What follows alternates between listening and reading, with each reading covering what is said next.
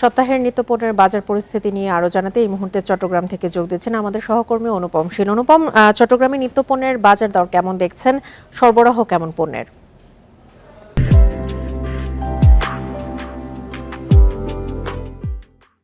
আজকের বাজারে আমরা এখনো পর্যন্ত যেটি দেখছি যে সবজির বাজার বেশ ঊর্ধ্বমুখী, অর্থাৎ গত প্রায় 2 সপ্তাহের পরে এই সপ্তাহে এসেও আমরা দেখছি যে সবজির বাজারে প্রতি কেজিতে 5 থেকে 10 টাকা করে বেড়েছে। অর্থাৎ ঘূর্ণিঝড় রিমালের পরে যে ঊর্ধ্বমুখী প্রবণতা সেটি এখনো আছে, এবং সেক্ষেত্রে আমরা দেখছি যে বেশিরভাগ সবজি বিক্রি হচ্ছে সর্বনিম্ন 70 টাকা থেকে উপরের দিকে 120 টাকা পর্যন্ত।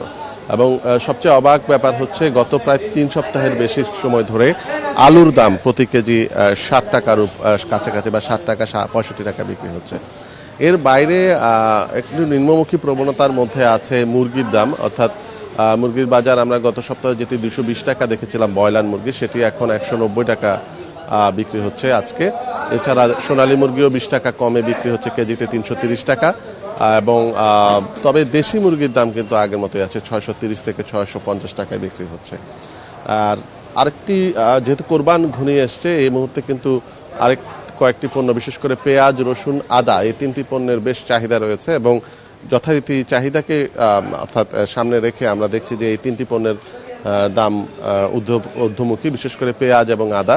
পেঁয়াজ গত সপ্তাহে 80 থেকে 85 টাকা বিক্রি হয়েছিল খুচরা বাজারে, এই সপ্তাহে আমরা দেখছি যে 90 টাকা বিক্রি হচ্ছে। আর আদার দাম আসলে ইতোমধ্যে গত কয়েক সপ্তাহ ধরেই বেশি, আজকে খুচরা বাজারে আদা বিক্রি হচ্ছে 260 টাকা। আর রসুনের দাম যদিও কিছুটা স্থিতিশীল আছে বলে ব্যবসায়ীরা বলছেন।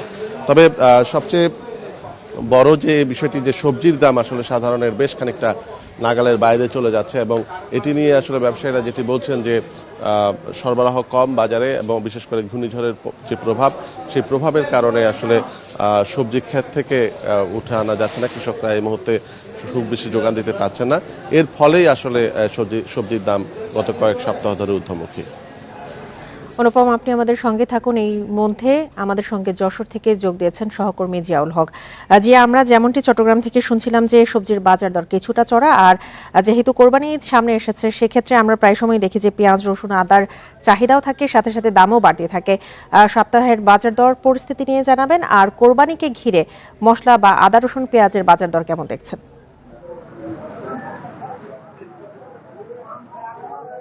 কোরবানিকে ঘিরে আসলে এই মুহূর্তে পেঁয়াজ, রসুন, আদা, মরিচ, যেটা শুকনো মরিচ বলা হয়, প্রত্যেকটা জিনিসের দামই কিন্তু বেশি। গত সপ্তাহে পেঁয়াজের দাম যশোরে ছিল 55 টাকা, সেটি কিন্তু এখন দেখছি এই সপ্তাহে এসে সেটি 80 টাকায় বিক্রি হচ্ছে।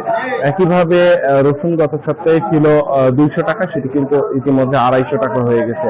আদা যেটি 300 টাকা ছিল, সেটি কিন্তু 400 থেকে 450 টাকা পর্যন্ত হয়ে গেছে। প্রতিটি জিনিসেরই কিন্তু মূল্যবৃদ্ধি। আর সবজির কথা যদি বলেন, সেক্ষেত্রে আপনি জানেন যে যশোর বাংলাদেশের সবজি উৎপাদনের চাহিদা প্রায় 30% সবজি কিন্তু যশোর উৎপাদন হয়।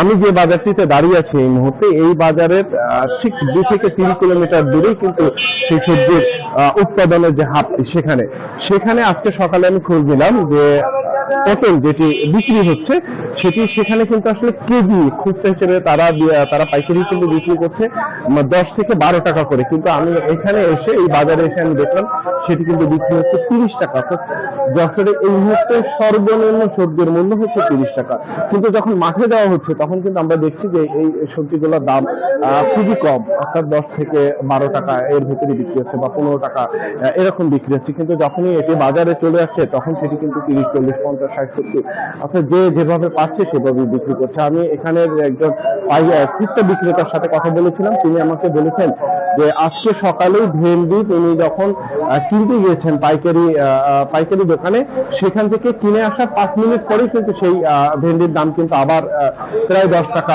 বেড়ে গেছে কেজি প্রতি। তো এমনটি কিন্তু আসলে হচ্ছে, অর্থাৎ বাজারের কোনো নিয়ন্ত্রণ এখনো পর্যন্ত নাই, এমনটি কিন্তু আমরা দেখতে পাচ্ছি। চট্টগ্রাম এবং যশোর থেকে বাজার পরিস্থিতি নিয়ে জানাচ্ছিলেন আমাদের সহকর্মীরা।